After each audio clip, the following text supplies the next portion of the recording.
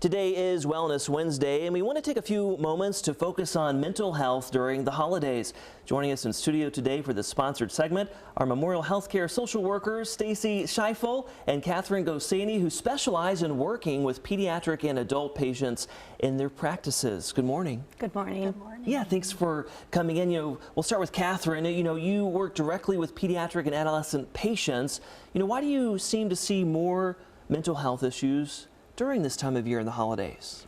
I think it can be easy to feel that the holidays are a magical time for children, and unfortunately that's not always the case. Often they are experiencing stressors just like adults may during the holiday season.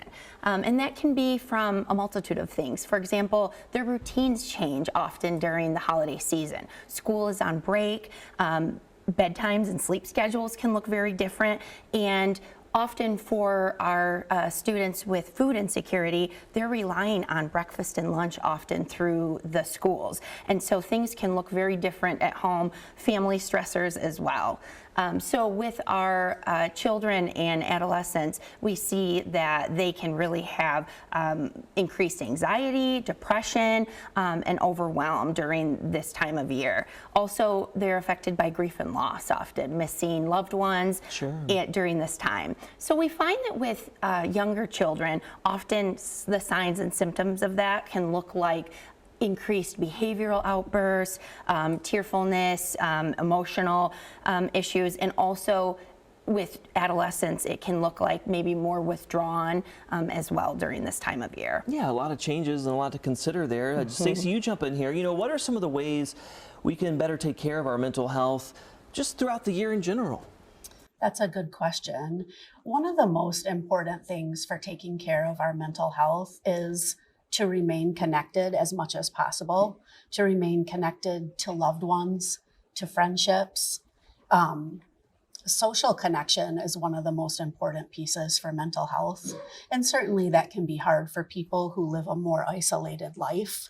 So as therapists, we really try to encourage people to get connected within their communities, with any supportive family member or friend.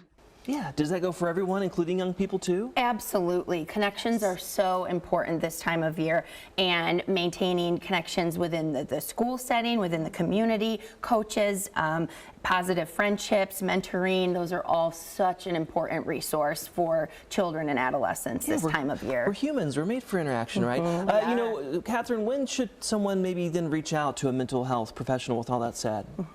We find that when these symptoms are really affecting areas of their life, then it's time. So it can be, of course, normal to experience some situational, stressors in a busy season of life, but when it can be difficult to go to school or to attend family functions, to go to after-school activities, or they're finding that things like outbursts are starting to affect them, then it's time to call and get connected to a mental health professional. And we like to help them learn coping skills and tools to help make it through a tough season. Okay, Stacy, with that said, if you know someone out there who may be having a mental health crisis or needs some extra help, what can we do to help them? Also a very good question. We really encourage people, please don't wait until there's a crisis.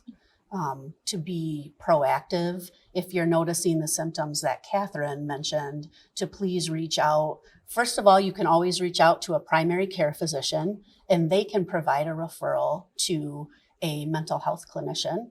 Also, Kathryn and I have found a good resource is psychologytoday.com, and you look under the therapist finder, and that offers services for a wide range of area codes. You can get connected that way. All good information to consider, and again, consider using the National Suicide and Crisis Lifeline number as well. That's 988, easy to remember. For more information, though, you can go to memorialhealthcare.org or call that number that you see there on your screen. Thank you both so much for your insight on this very important topic. Thank you.